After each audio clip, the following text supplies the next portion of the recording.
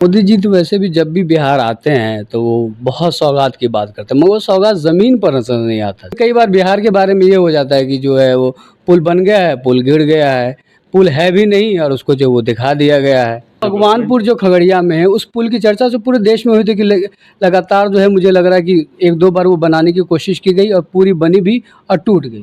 देखिए, कुछ हो सकती है कि कुछ टेक्निकली फॉल्ट हो सकता है। कहा जा रहा है कि प्रशांत किशोर और विपक्ष की तरफ से जो दबाव बन रहा है उसके डर से आप लोग वादा कर रहे हैं। ये लोग दावा क्या करेंगे? इन लोगों को जब मौका मिला तो इन लोगों ने बिहार में किया क्या है? तेजस्वी यादव जी जिस नौकरी की बात करते हैं, शायद वो नौकरी लेने लायक भी नहीं है, उनके पास डिग्री भी नहीं है, वो क्या बात करेंगे?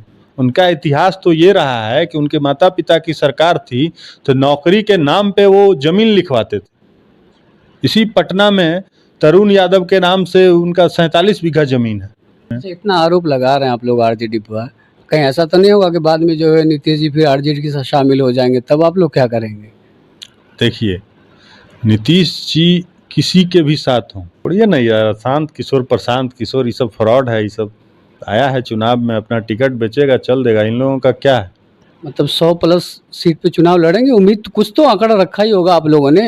हम लोगों ने जितना पिछले बार लड़ा था उससे कहीं अधिक ही रहेगा, कम तो नहीं रहेगा।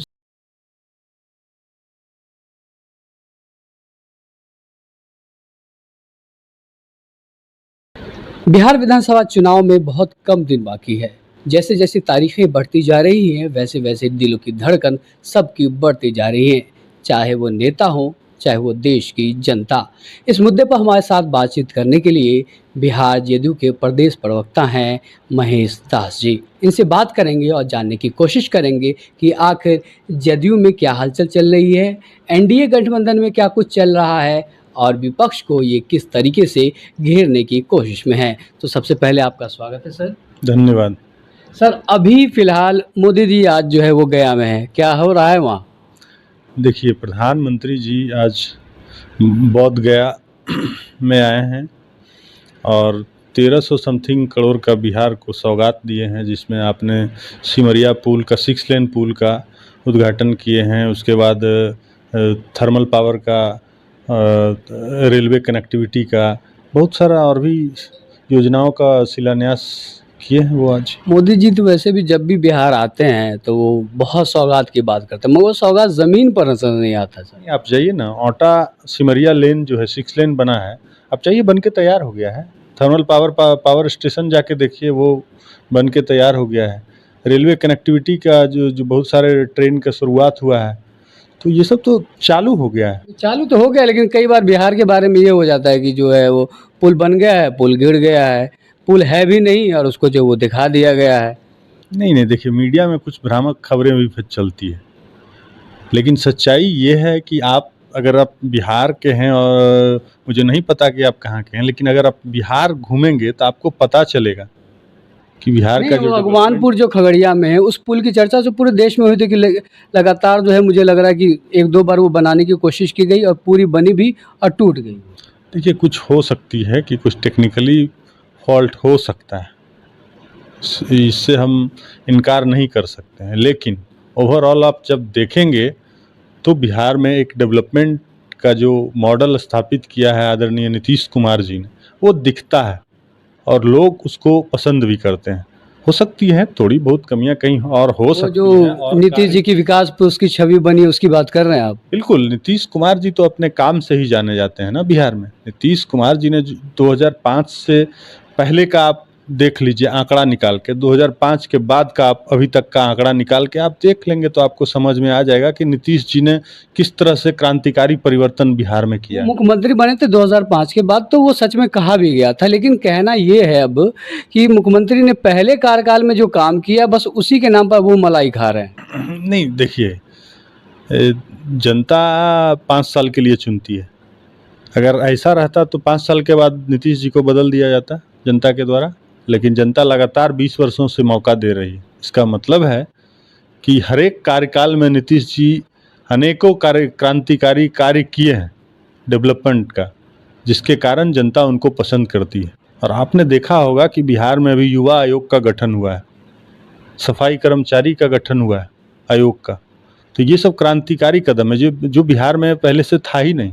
मतलब नौकरी पे फोकस की बात कर रहे हैं आप? नौकरी तो बिहार में नीतीश जी 2020 में घोषणा किया था कि 12 लाख नौकरी देंगे, 38 लाख रोजगार देंगे। उस टारगेट को पूरा कर लिया ऑलमोस्ट। अब तो वो 25 से 30 के लिए फिर से 1 करोड़ का टारगेट कर लिया है। ये टारगेट तो ये कहा जा रहा है कि प्रशांत किशोर और विपक्ष की तरफ से जो दबाव बन रहा है उसके डर से आप लोग वादा कर रहे हैं। ये लोग दावा क्या करेंगे? इन लोगों को जब मौका मिला तो इन लोगों ने बिहार में किया क्या है? बिहार को लूट लिया है। तेजस्वी यादव तो करेंगे नौकरी हमने दिया है। तेजस्वी यादव जी थे क्या?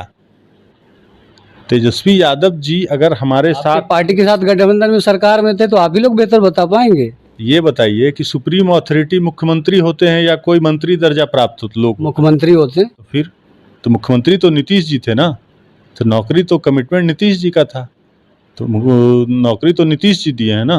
तो तेजस्वी ये बस जो है क्रेडिट लेना चाह रहे हैं। तेजस्वी यादव जी जिस नौकरी की बात करते हैं शायद वो नौकरी लेने लायक भी नहीं है, उनके पास डिग्री भी नहीं है, वो क्या बात करेंगे?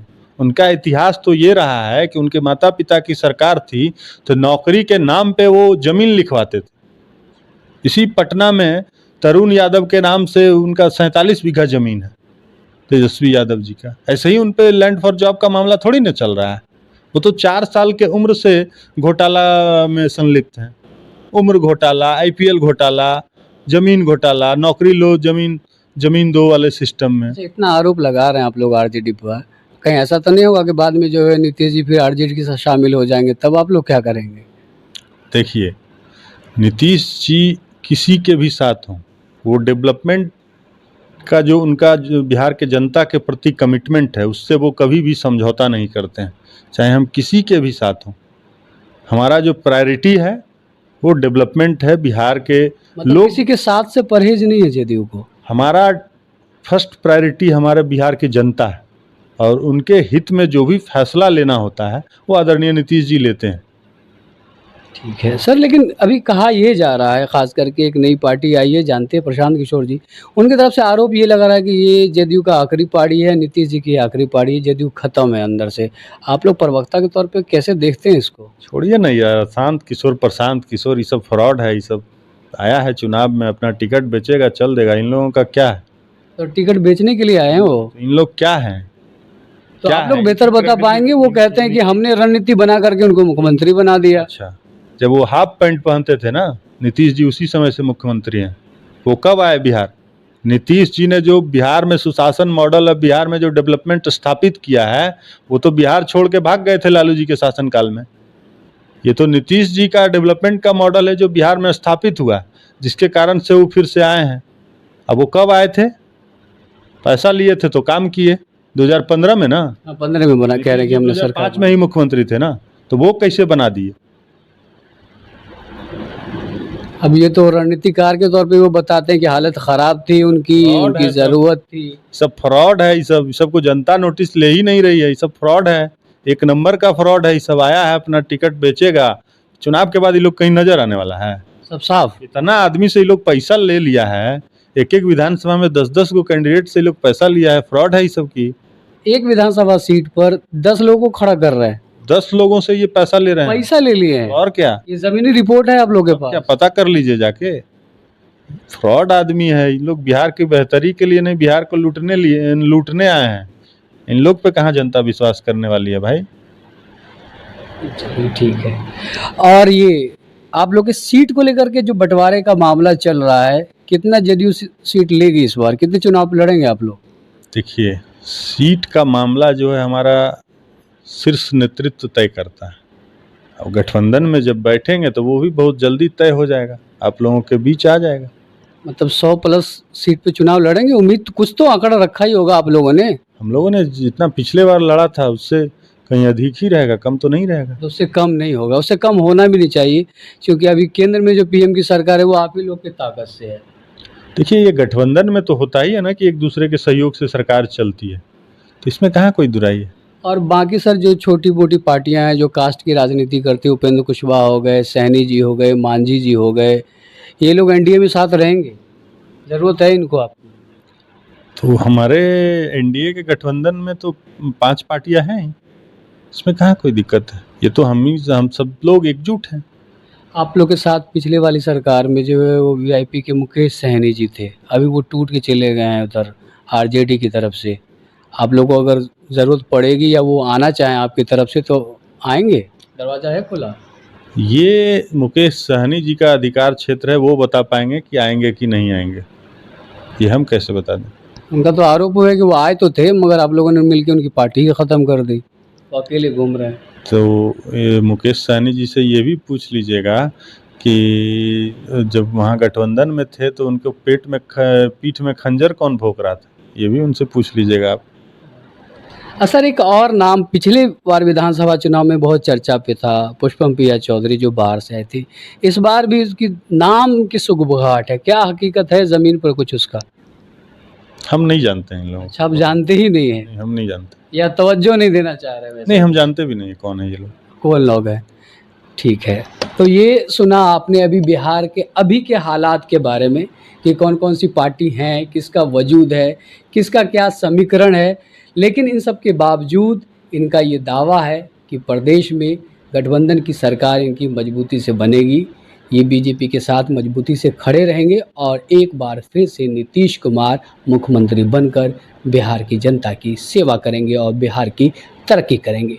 आगे क्या कुछ होगा इस चीज़ के लेकर पल-पल का हाल हम आपको बिहार के हर क्षेत्र से बताते रहेंगे। तब तक के लिए दीजिए मुझे इजाज़त।